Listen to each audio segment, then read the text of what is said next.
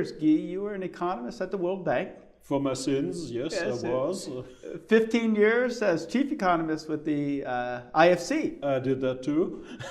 And that's a great set of experiences. I was an economist myself. You were. Yeah, right. You're never an ex-economist. If you're once an economist, always an economist. That's what they say.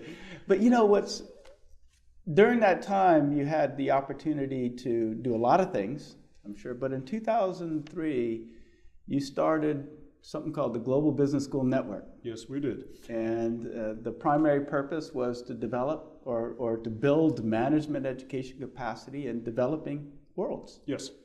So, why was that important? Well, everybody can see that there are poor countries and rich countries, and there have been any number of theories why some countries progress and other countries don't. And people usually focus on money and capital and aid and productivity and all these kind of fancy terms that economists use.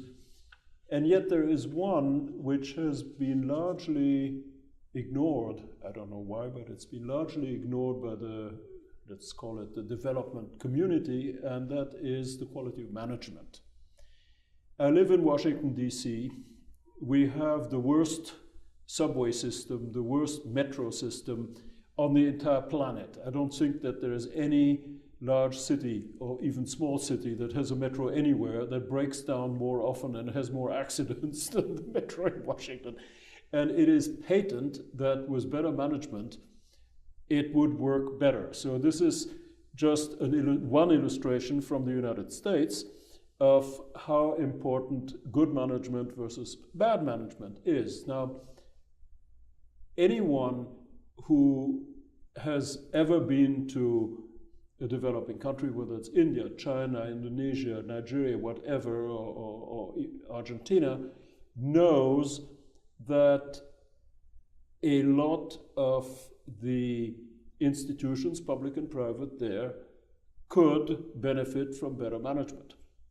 So what brought us to creating the Global Business School Network was this focus on the quality of management and trying to find ways in which it could be improved. Because if you improve the quality of management, you'll get more efficiencies. Hospitals will be able to serve more people.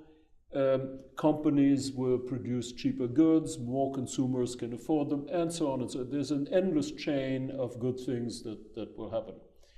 And I can tell you how we went about it. We were a very small group of people, like 2 or 3, and we figured, well, how can we do this? We didn't have any budget or anything like this, but we came up with the idea of visiting a number of top business schools, first in the US and then in Europe, and putting the following proposition to them, saying, look, guys, how would you feel about lending your name and your experience to trying to help improve business schools in Africa and other developing regions? So that is how we started.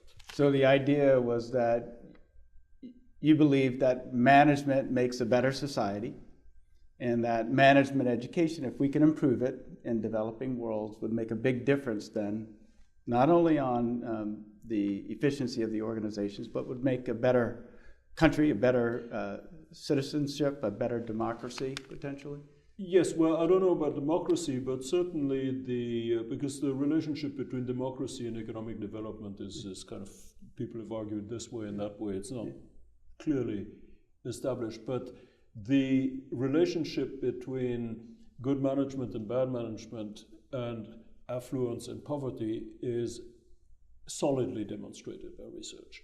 They're not only highly correlated, so that the average quality of management in the US and in Europe is much higher than in China or in India, but it has also been demonstrated that by improving the quality of management, it becomes a driver of progress.